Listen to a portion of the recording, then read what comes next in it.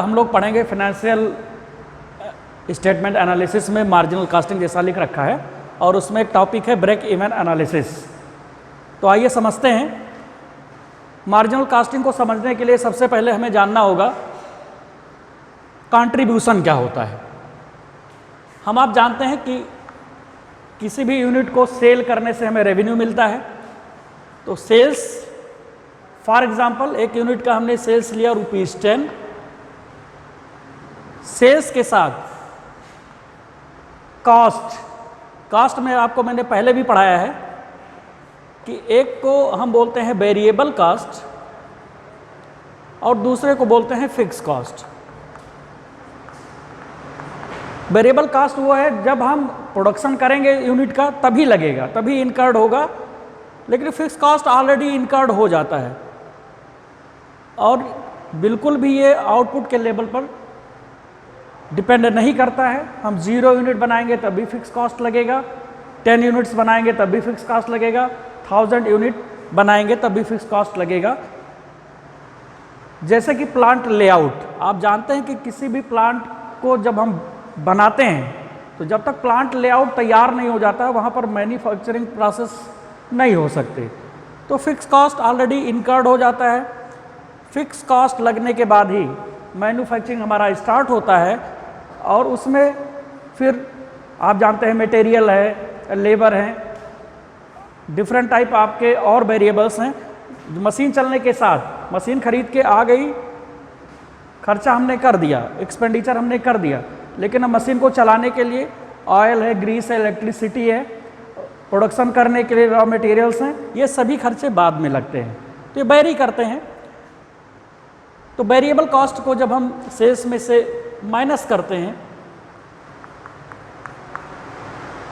For example यहाँ पर मैंने वेरिएबल कॉस्ट ले लिया ₹4, तो जो बैलेंस बचा उसको हम बोलते हैं कंट्रीब्यूशन।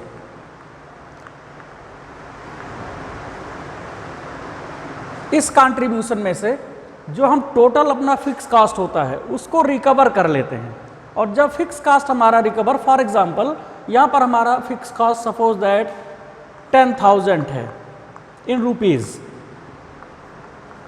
तो यहाँ पर हमने केवल 1 यूनिट की बात की है। 1 यूनिट हमारा बनाने में वेरिएबल कॉस्ट ₹4 का लगा, ₹10 का हम सेल कर रहे हैं। 1 यूनिट सेल करने के बाद हमारे पास जो बैलेंस बचा वो ₹6 है। ये ₹6 कंट्रीब्यूट करेगा फॉर रिकवर फिक्स कॉस्ट, और फिक्स कॉस्ट को जब ये रिकवर कर लेगा तो इसके बाद ही हमें प्रॉफिट होना शुरू होगा। इसी के साथ हम एक डायग्राम बनाते हैं और समझते हैं एग्जाम्पल को। फिक्स कॉस्ट कोई लेवल ऑफ आउटपुट होगा तो आउटपुट के लेवल पर फिक्स कॉस्ट सेम होगा, suppose that O and X।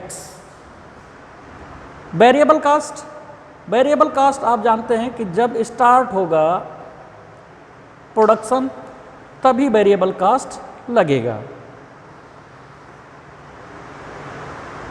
इसको आप सेल्स भी कह सकते हैं और इसको बोलेंगे टोटल कॉस्ट।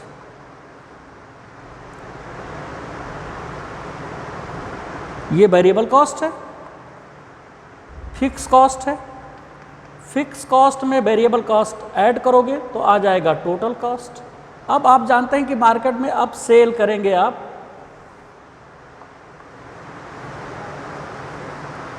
तो टोटल कास्ट, जब तक टोटल कास्ट आपका टोटल सेल से या टोटल रेवेन्यू से एक्सीड होगा उस पॉइंट तक आपको लॉस होगा, इसलिए इस एरिया को हम लॉस एरिया बोलते हैं, लॉस एरिया। इसके बाद आप देख रहे हैं कि सेल अब बढ़ रहा है, रेवेन्यू हमारा बढ़ रहा है, इसको आप रेवेन्यू बोल लो, और टोटल कास्ट हमारा कम हो रहा है, ये एरिया हमारा प्रॉफिट का एरिया हो रहा है।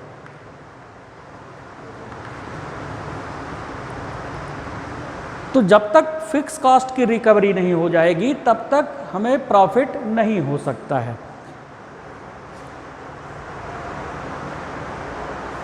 अब कोई प्रोजेक्ट प्रॉफिटेबल है कि नहीं, फ्यूचर में हम उससे प्रॉफिट कमा सकेंगे कि नहीं, ये डिपेंड करता है कि वो पर यूनिट कंट्रीब्यूशन हमको कितना दे रहा है, साथ ही साथ मार्केट में हमारी फिजिबिलिटी क्या है। इन फ्यूचर जितना हमने फिक्स कॉस्ट कर लिया उसको हम कितने जल्दी रिकवर कर सकते हैं, वो डिपेंड करेगा हमारे सेल्स पे।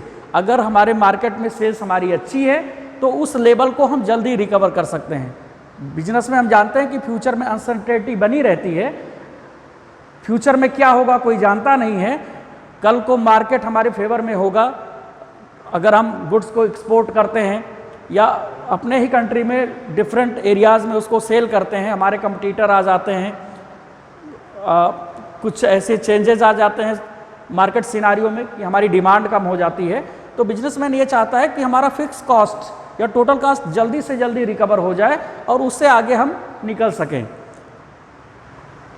इसके लिए एक हम फार्मूला यूज़ करते हैं, काउंट करते हैं PB ratio,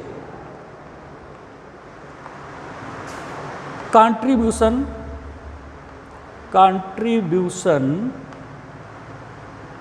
divided by sales into 100। इसके बाद जब हमें पीबी रेशियो हम कैलकुलेट कर लेते हैं तो उससे फाइंड आउट करते हैं break even point. Break even point fix cost divided bye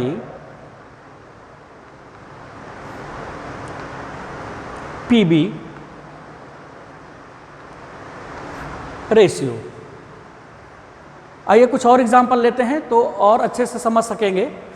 मैंने कहा कि हमने फिक्स कॉस्ट किया है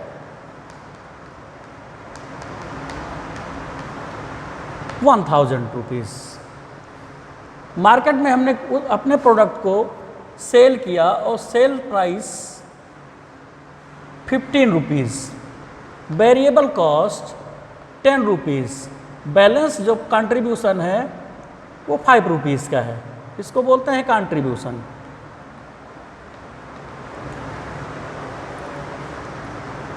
एक यूनिट को बेचने से 5 रुपीज़ हमारा बचता है जो रिकवरी करेगा हमारे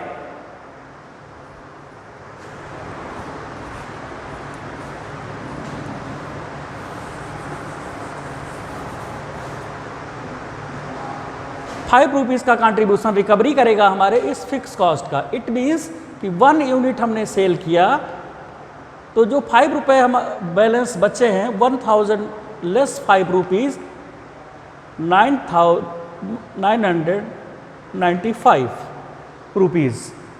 इट मीन्स कि हम कितने यूनिट सेल करें कि 1000 हमारा रिकवर हो जाए।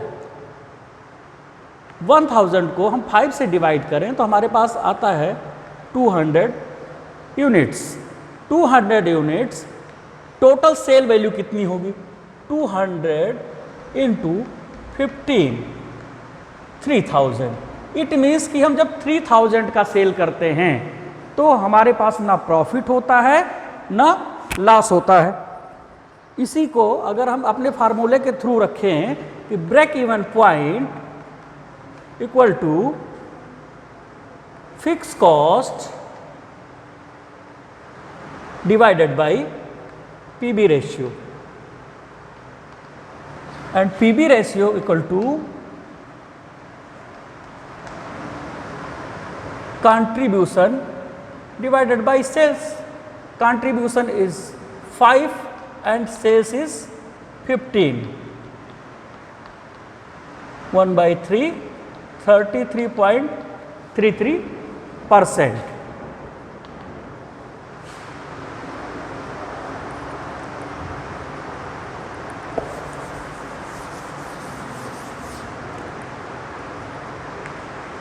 Break even point 1000 divided by 33.33 multiplied by 100, 3 sales equal to 3000। तो हमने दोनों तरह से समझा कि हमें सेल करने के बाद अब 3000 को इसको हमको प्रूफ करना है कि 3000 का हमने सेल किया और हमें कोई प्रॉफिट और कोई लॉस नहीं हुआ, तो 3000 रुपीज़ का सेल करने के लिए हमने अभी देखा था कि 200 यूनिट्स सोल्ड आउट करना पड़ेगा। तो 200 यूनिट्स को मल्टीप्लाई करते हैं वेरिएबल कास्ट 10 से, तो आ जाता है 2000। 3000 माइनस 2000 बैलेंस फिगर जो हमारा आया, इसको बोलेंगे कंट्रीब्यूशन। और कंट्रीब्यूशन में से आप फिर से आप डिडक्ट करोगे फिक्स कॉस्ट, और जब फिक्स कॉस्ट डिडक्ट करोगे तो फिक्स कॉस्ट हमने ले रखा था 1000, और जब 1000 आप यहाँ डिडक्ट करोगे तो आपके पास बैलेंस बचेगा नील। तो ये हमारा है ब्रेक इवन एनालिसिस, ऐसा पॉइंट जहाँ पर कोई प्रॉफिट कोई लॉस नहीं होता है। आज के लिए इतना ही, थैंक यू।